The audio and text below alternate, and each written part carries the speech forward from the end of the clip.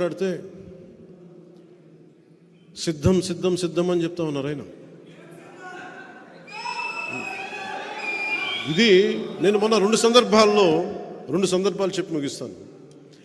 ఒకటి, సిద్ధం సిద్ధం అని చెప్పి ఊరంతా రాష్ట్రం అంతా పోస్టర్లు. దేనికి సిద్ధం?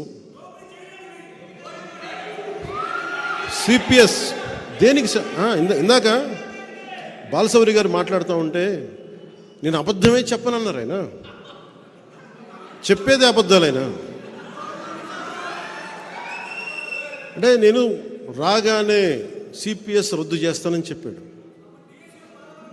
అలాగే టీచర్ల పోస్టుల దగ్గర నుంచి డిఎస్సి అన్ని నోటిఫికేషన్స్ ఇస్తానని చెప్పారు, అది చేయలే. అలాగే మద్యపానాన్ని నిషేధిస్తామని చెప్పారు ఆయన. అవన్నీ మర్చిపోయాను కన్వీనియంట్గా.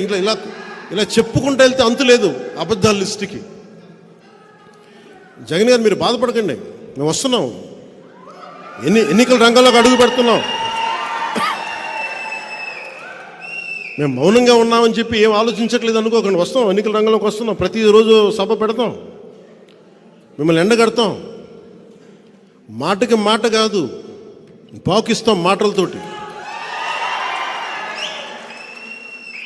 మాటలు కత్తుల్లా వస్తాయి, మీకు ఇబ్బంది పెడతాయి. భయపడకండి మీరు లక్షల మందితో సభలు పెట్టుకోండి.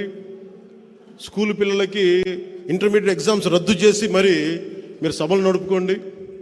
అన్నిటికీ బదులు చెల్లించాల్సిన సమయం వస్తుంది. ప్రతిదీ నేను చాలా అత్యంత అరుదుగా కానీ నిర్ణయించుకోను. ఒక నిర్ణయం తీసుకునేటప్పుడు చావో రేవోనో పెట్టి నిర్ణయం తీసుకుంటాను. 2014లో పార్టీ పెట్టేటప్పుడు ఈరోజు ఉంటే ఉంటాం, పోతే పోతాం, కానీ ఒక సత్యాన్ని ఆవిష్కరింపజేసి చచ్చిపోవాలని నిర్ణయించుకున్నాను.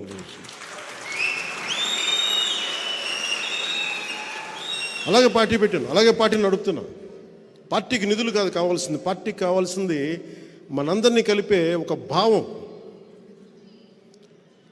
మనందరం పూసలం, మనందరం ఆ భావంతో కట్టబడ్డ పూసలం మనందరం.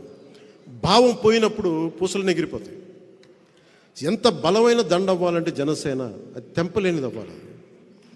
సో భావమే మన కట్టుబడి. అందుకనే మనకి 7 సూత్రాల దారంతో మనందరం కట్టుబడి ఉన్నాం ఈ రోజున. అదే 7 సూత్రాల ఈ దండకి ఇంకొక మణిహారమైన బాలశౌరి గారు వచ్చారు. ఇంకో మాణిక్యం. మేమందరం కలిసి ఈ రాష్ట్ర ప్రయోజనాల కోసం పనిచేస్తాం, రాష్ట్ర భవిష్యత్తు కోసం పనిచేస్తాం. నేను ఎప్పుడు కూడా వచ్చే ఎన్నికల గురించి ఎప్పుడు వచ్చే తరాల కోసం ఆలోచిస్తాను. ఒక రాజకీయ నాయకుడు వచ్చే ఎన్నికల కోసం ఆలోచిస్తాడు, ఒక రాజనీతిజ్ఞుడు వచ్చే తరం కోసం ఆలోచిస్తాడు. ఎప్పుడో చిన్నప్పుడు చదువుకున్న పాఠం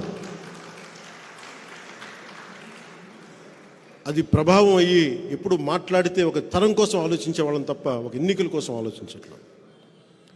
మొట్టమొదటిసారిగా 2014 నుంచి 2019 వరకు ఎప్పుడు కూడా నేను తగ్గే మాట్లాడాను. ఇప్పుడు కూడా మీకు నేను తెలియజేసుకుంటుంది కూడా 2024 ఎన్నికల్లో మనం జనసేన తెలుగుదేశం ప్రభుత్వాన్ని స్థాపిస్తున్నాం. కష్టం, పోరాటం చేయాలి, విజయం తేలికేం కాదు. జగన్ ఎన్ని మోసాలు చేసినా, ఎన్ని మాయలు చేసినా వాటన్నిటిని అధిగమించి మనం ప్రభుత్వాన్ని స్థాపించాలి. ఈ అలయన్స్లో కొంచెం కష్టంగా ఉంటుంది. సిపిఐ, సిపిఎం, బిఎస్పి లాంటి పార్టీలతోటే సీట్లు సర్దుబాటు జరిగినప్పుడు చాలా కష్టంగా ఉంటుంది వాళ్ళతోటి కూడా. అలాంటిది వెంటనే ఇంకా సీట్లు నిర్ణయించలేదు. ఏదంటే ఏమేసినా జనసేన చాలా బలమైన పాదముద్ర వేస్తుంది అసెంబ్లీలో. దాంట్లో భాగంగానే ప్రతి సీటు కూడా గెలిచే సీట్ అవ్వాలి. ఎంతని కాదు, ఎన్నని కాదు, గెలిచేది ప్రతిదీ కూడా తక్కువలో తక్కువ 98% స్ట్రైకింగ్ రేట్ ఉండాలి. దాంట్లో దిశగా కసరత్తు చేస్తూ ఉన్నాం. అందుకని మీ అందరి ఆశీస్సులు కావాలి, మీ అందరి అభిమానం కావాలి.